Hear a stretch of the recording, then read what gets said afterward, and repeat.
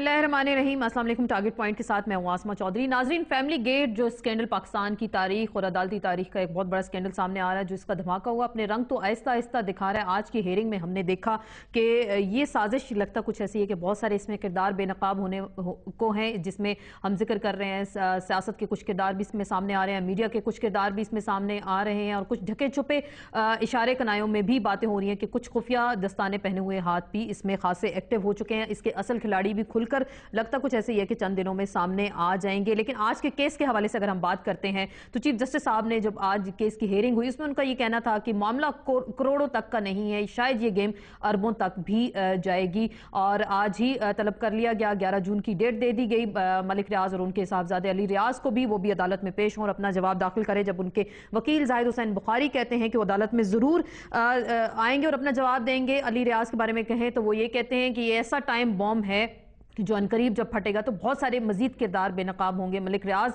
साहब का ये कहना है कि मीडिया के बाद अगर वो अदालत में पेश होंगे तो कुरान सर पर रख कर तमाम सबूतों के साथ भी पेश होंगे। बहुत सारी इस हवाले से कहा जा रहा है कि वीडियोस भी चंद दिनों में मंजर आम पर आ रही हैं जिसमें मजीद किरदार बेनकाब होंगे। तो आज के प्रोग्राम में इसी हवाले से बात करेंगे कि ये फैमिली गेट स्कैंडल पाकिस्तान की सियासत में क्या किरदार अदा करने जा रहा है और इसमें किन किन सादात की इज्जत लुटेगी और इदारों का जो एहतराम लोगों के दिलों और जहनों में था। और अरसलान इफ्तिखार के बाद चीफ जस्टिस साहब आज उन्होंने अपने आप को इस बेंच से अलहदा भी कर दिया। तो आने वाले चंद दिनों में पाकिस्तान की सियासत पे इसका किरदार क्या होगा। ब्रेक के बाद हमें ज्वाइन करेंगे हारून रशीद साहब, शर्जील मेमन, डॉक्टर शाहिद मरसूद और शाहीन सबाई।